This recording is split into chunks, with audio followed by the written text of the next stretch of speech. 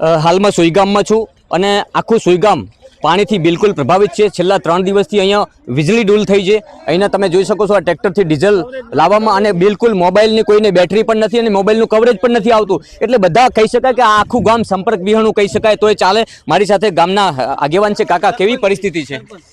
પરિસ્થિતિ ખૂબ વિકટ છે ખરેખર।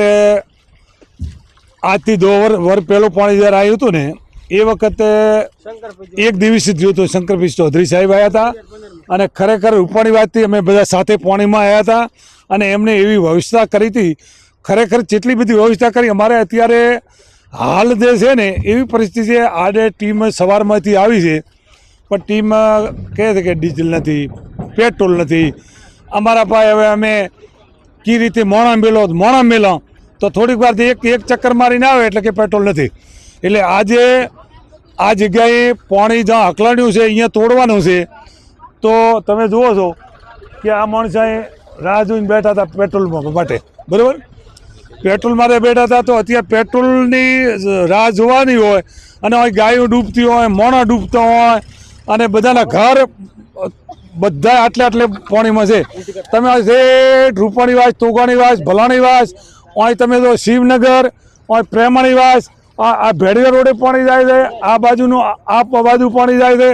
આ બાજુનો રોડે જે તલાવ છે, વણિયારો તલાવ છે, એ તમે જુઓ તો ખરેખર હાલ તૂટે એમ છે। ઓલો મોલ છે શરદ મોલ, એની જોડે પાણીથી જાય છે। તો અહીંયા BSF હોય કે રબારીવાસ હોય કે હરિજનવાસ હોય તો એ બાજુનું તૂટે તો એ બધું સાફ થઈ જાય, બરાબર?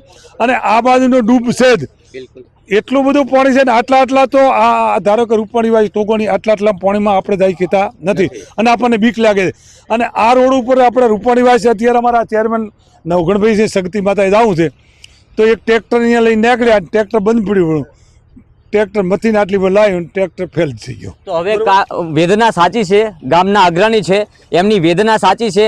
તંત્ર, ડિઝાસ્ટર મેનેજમેન્ટ બધું મેનેજમેન્ટ કરે છે। અહીંયા SDRFની NDRFની ટીમો ઉતારી દીધી છે પરંતુ એ લોકો માટે ડીઝલ પેટ્રોલની વ્યવસ્થા કરીને મોકલી છે। આ ગામ લોકોએ ડીઝલ લાવીને એમાં નાખ્યું ત્યારે અહીંયા એ લોકો સર્વિસમાં નીકળ્યા છે। અહીંયા આ કેવી વ્યવસ્થા?